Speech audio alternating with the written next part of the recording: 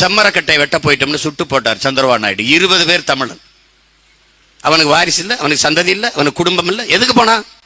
மாளிகை எட்டவா, பங்களா கட்டி வாழவா, வச்சிருக்க வப்பாட்டிக்கு நகை வாங்கவா? இல்ல, வயிற்று பசிக்கு புள்ள குட்டி காப்பாத்த பொழப்புக்கு போனான்.